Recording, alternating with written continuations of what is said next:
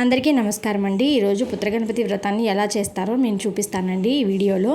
First అయితే జిల్లేడు పువ్వులు, జిల్లేడు ఆకుల్ని తెచ్చుకొని శుభ్రంగా కడుక్కొని వీటిని ఒక ప్లేట్లో 5 ఆకులు పెట్టుకోవాలండి. తర్వాత పసుపుతో అయితే వినాయకుడిని తయారు చేసుకున్నాను. పసుపుతో తయారు చేసుకుంటే చాలా మంచిదని చెప్పి పసుపుతోనే తయారు చేసుకున్నాను. నేను ఈ వ్రతాన్ని 2 సార్లు చేశానండి. పిల్లలు పుట్టకముందు పిల్లల కోసం అని చెప్పి ఒకసారి గుడిలో చేసుకున్నాను, సామూహికంగా చేస్తుంటే, ఇంకొకసారి ఇంట్లో చేసుకున్నాను. ఆ రోజు తెల్లారుజామునే 5 గంటలకే లేచానండి. తర్వాత తలస్నానం అది పూర్తి చేసుకొని మట్టితో వినాయకుడిని అయితే తయారు చేసుకున్నాను.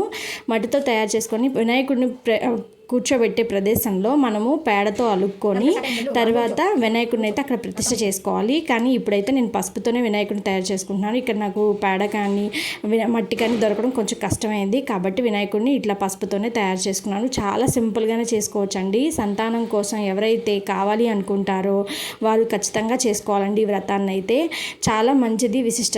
ఇది పాల్గొన మాసంలో వచ్చే శుద్ధ చవితి రోజు అయితే ఈ వ్రతాన్ని ఆచరిస్తామండి. పార్వతీదేవి వినాయకుడి శిరస్సును ఖండించిన తర్వాత తిరిగి మరలా గజముఖ వినాయకుడిగా ఆయన అవతరించిన తర్వాత పార్వతీదేవి ఒడిలో కూర్చొని ఉన్న వినాయకుడిని దేవతలందరూ స్తుతించినప్పుడు పార్వతీదేవి చాలా సంతోషంతో తన పుత్రుడు ఎలాగైతే తిరిగి మరలా బతికాడో ఈ వ్రతాన్ని ఆచరించిన వారు కూడా ఖచ్చితంగా సంతానం అనేది కలిగి పుత్రుడికి ఎటువంటి ప్రమాదాలు జరగకుండా పుత్ర సంతానం కలుగుతుందని ఆ తల్లి అయితే ఆశీర్వదించిందండి. సో ఆ విధంగానే పాల్గొన మాసంలో వచ్చే శుద్ధ చవితి రోజు మాత్రం మనం ఈ వ్రతాన్ని ఆచరించుకుంటాము. సంతానం కోసం అయితే చాలా ఎక్కువ మంది ఈ వ్రతాన్ని ఆచరిస్తూ ఉంటారండి.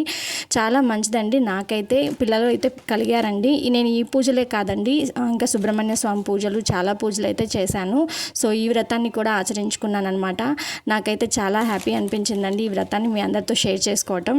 వినాయకుడికి అయితే ఎరుపు రంగు అంటే చాలా ఇష్టం కదండి. సో ఎర్ర మందారాలు కానీ, ఎర్రటి పూలు కానీ, ఎర్రటి అక్షింతలు, ఎర్రటి ఒత్తులు ఇలా అన్నిటినీ ఆయనకి సమర్పించవచ్చు. బెల్లం ముక్క పెడితే చాలండి, ఆయన ఎంతో సంతోషించిపోతారు. సో గరికతో దీపారాధన చేస్తే చాలు, ఆయన పొంగిపోతారు. సో అలాగే ఈరోజు కూడా గరికతో దీపారాధన కాబట్టి మనకు దొరికే చక్కగా గరికని తీసుకొచ్చి ఆయనకి పెట్టి చక్కగా దీపారాధన అయితే చేసుకోవచ్చండి. ఈ వ్రతం చేసేవాళ్ళు పగలంతా ఉపవాసం ఉండి రాత్రికైతే భోజనం చేయాలండి. చాలా మంచిదండి. చాలా చక్కటి వ్రతము, చక్కగా చేసుకోవచ్చు. సంతానం లేని వాళ్ళకి, గర్భవతులు కూడా చేసుకోవచ్చండి. మా అక్క అయితే 5వ నెలలో చేసింది. సో తనకైతే చక్కగా బాబు పుట్టాడనమాట. మగపిల్లలు కావాల్సిన వాళ్ళు కూడా ఖచ్చితంగా ఈ వ్రతాన్ని అయితే ఆచరిస్తూ ఉంటారు. సో మీరందరూ కూడా చక్కగా ఈ వ్రతాన్ని అయితే చేసుకోండి. చాలా మంచిది.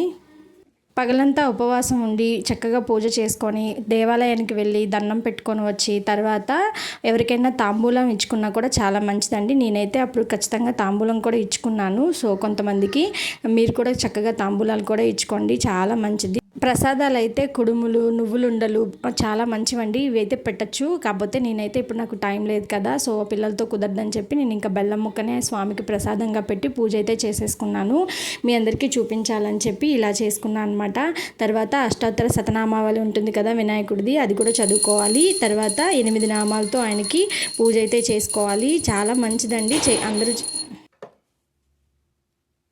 పూజ అంతా అయిపోయిన తర్వాత ఇలా స్వామికి అయితే హారతి ఇచ్చాను. గుంజిళ్ళు కూడా తీస్తే చాలా మంచిదండి. ఆయనకి చాలా ఇష్టం కదా గుంజిళ్ళు తీయటం. ముఖ్యంగా ఎర్ర మందారాలు దొరికితే ఖచ్చితంగా తీసుకొచ్చుకోండి. స్వామికి చాలా ఇష్టం ఒంటి రెక్క మందారాలు.